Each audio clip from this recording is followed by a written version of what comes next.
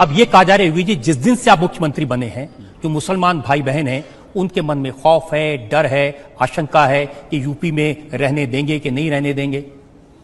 पिछले 70-72 दिनों में तो किसी मुसलमान के ऊपर कोई कहर नहीं ढाया गया कहीं भी।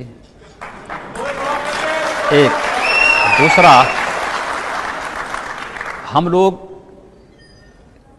केंद्र में आदरणीय मोदी जी को आदर्श मान करके कार्य कर रहे हैं। उन्होंने 2013 में एक मंत्र दिया था, सबका साथ सबके विकास का। ये सरकार उसी तर्ज पर कार्य कर रही है। हम योजनाएं सबके लिए लाएंगे, विकास सबका करेंगे, लेकिन तुष्टीकरण किसी का नहीं करेंगे।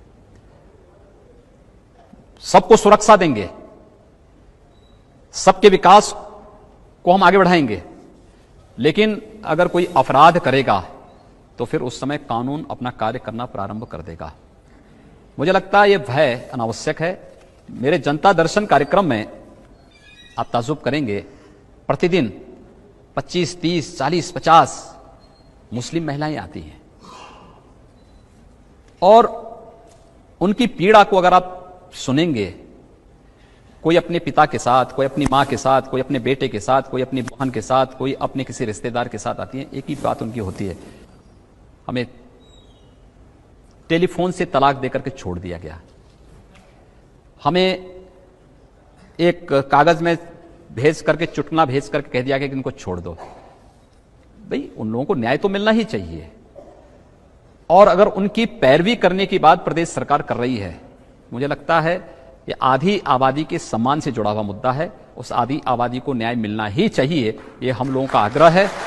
और मुझे प्रसन्नता है कि बहुत सारे मुस्लिम संगठनों ने इस अभियान को अपना समर्थन दिया है। मैंने लखनऊ में देखा है, बहुत सारे सिया धर्मगुरुओं ने गौ हत्या को पूरी तरह प्रतिबंधित करने की बात की, गौ मांस को सेवन न करने की उन्होंने खुलेआम वकालत की, इस प्रकार की उन्होंने आदेश जारी किए हैं। मुझे लगता है कि जो लोग संविधान के साथ, कानून के अनुसार, शासन की व्यवस्था के अनुसार चल रहे हैं, उनको कहीं भयभीत होने की आवश्यकता नहीं। सरकार उनकी सुरक्षा करेगी, उनका सम्मान भी उनको वापस कराएगी।